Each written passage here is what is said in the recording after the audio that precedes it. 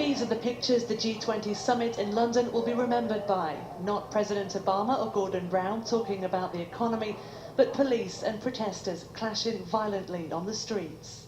Ian Tomlinson, a newspaper vendor, was caught up in the demos on his way home from work through the city. It was thought he died after suffering a heart attack and collapsing. Then this video of him being hit by a policeman with a baton came to light. Now a second post-mortem has ruled he died from an abdominal hemorrhage. An investigation by the Independent Police Complaints Commission is ongoing. The officer involved has been suspended and questioned on suspicion of manslaughter. Well, my current profession is full-time faculty of justice studies at Northeastern Illinois University, and then I teach human rights and race and ethnic relations, talking about the police brutality in different countries. Yep. And when I helped organize the protests in 2001 in Genoa, Italy, the police were trained there by the LAPD. So, they knew that the G8 was going to be meeting there, and they knew that there were going to be big protests against the G8. And so they brought the LAPD in months before to train the Genoan police in more brutal tactics. Well, they're numerous. I mean, I have a personal range of experiences in my family that has to do with, child abuse, and my sister was murdered about 25 years ago, and so, definitely have had personal experiences that I would like not to have had. And then I have a whole range of programmatic experiences because of the work that I've done over the past 30 years of creating shelters for abused women and children, educational programs for teens and children in and out of the public school around violence prevention and health and safety and issues like police brutality also. And I've been involved in global and national anti-racism projects, created anti-discrimination programs, so I've done a lot. He served in Iraq and Afghanistan, earning praise for his immense bravery as he lived and fought on the front line as a warrior gunner. His commanding officer said he never let his comrades down. But in July, shortly after returning home to Wigan and going for drinks with friends, the defenceless war hero was brutally beaten by 3 police officers.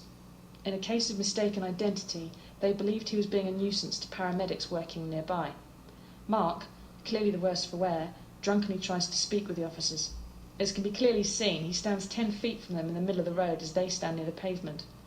Suddenly, the 3 police officers move as one and run across the road towards Mark. Startled, he falls over, and as he gets to his feet, one policeman rugby tackles him, and the other 2 help bundle him to the ground, where a vicious assault begins.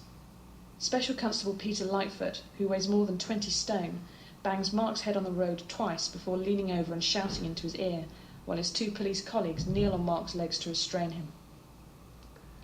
Mark, in pain and self-defence, gets one arm free and manages to bite one of the officer's legs. His punishment is fierce and immediate. The officer concerned pushes him in the face with his booted foot, while Lightfoot grabs Mark's hair and repeatedly scrapes his face on the tarmac. These are the shocking injuries he was left with. Yet still the attack goes on. Even though Mark is lying unmoving on the ground, Lightfoot rains punches on his victim. He hits him twice, checks to see who is watching, and then punches him another 6 times on the back and shoulder joint with all his might. Lightfoot stops the beating only as people driving past slow down their cars to watch what is happening. After 9 horrifying minutes of brutality, the 3 officers finally throw Mark in the back of a police van, which drives him off to the cells.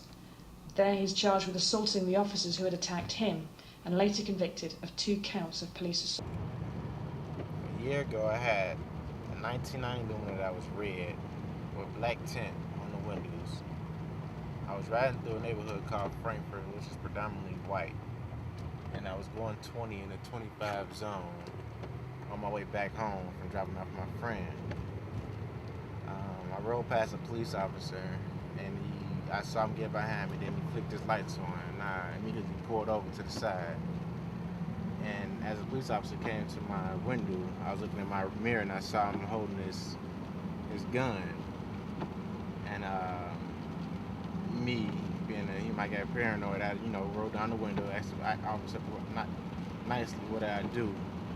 and he said that I fit a description that they were looking for. He asked me to step out the vehicle. I stepped out the vehicle. And at the time, it was 3 other police officers there to assist him. And the police officer asked me to stand up against my car, spread my legs, and put my hands on my hood. As I did that, I felt them, search me in every area possible on my body. And while the other 2 officers were looking at my cars. And I asked the officer once again, the one that was patting me down, what did I do? And then he said that I had fed a description. And as soon as he said that, he grabbed the back of my head and shoved my face into the hood of my car. And after the officers had got done searching my car, they said that this is the wrong vehicle, and they said we're sorry when they let me go. I felt violated, very violated. Even after they told you that they were sorry? Yes, sorry can only take you so far, and everybody think they can say sorry and just be over it, but they have the authority so they can do those things on certain occasions.